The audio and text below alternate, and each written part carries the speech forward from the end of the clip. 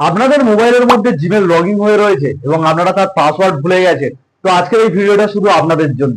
আপনাদের মোবাইলের মধ্যে যদি জিমেল লগইন থাকে এবং আপনারা তার যদি পাসওয়ার্ড ভুলে যান, তাহলে সেই জিমেলটার কোনো ফরগেট পাসওয়ার্ড বা কোনো ওটিপি আপনাদের লাগবে না। আপনারা ডিরেক্টলি তার পাসওয়ার্ড চেঞ্জ করতে পারবেন, নতুন পাসওয়ার্ড তার মানে ক্রিয়েট করতে পারবেন। তো কিভাবে এটা করবেন খুব সহজে, চলুন তা দেখে নেওয়া যাক।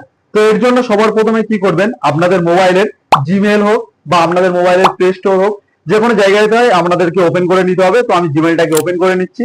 জিমেলটা ওপেন করার পর উপরের দিকে দেখবেন আমাদের যে জিমেলের নামের লোগো রয়েছে, এখানে আপনাদেরকে একবার ক্লিক করতে হবে।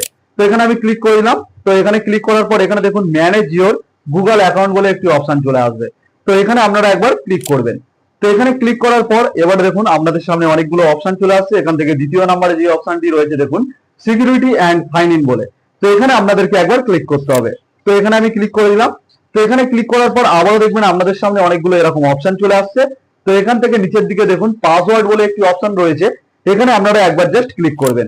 তো এখানে আমি ক্লিক করে দিলাম। এখানে ক্লিক করার পর সঙ্গে সঙ্গে আপনাদের মোবাইলের যে লগ রয়েছে, সেটা ফিঙ্গারপ্রিন্ট হতে পারে, ফেস লক হতে পারে, পাসওয়ার্ড হতে পারে, সেটা আপনারা এখান থেকে দিয়ে দেবেন।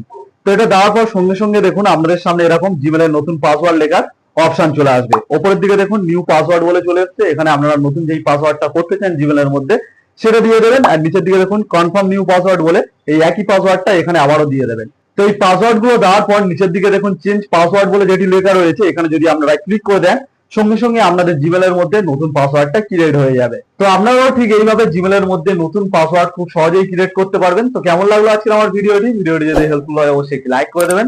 আর এরকম ভিডিও পেতে আমার চ্যানেলটিকে সাবস্ক্রাইব করে রাখবেন।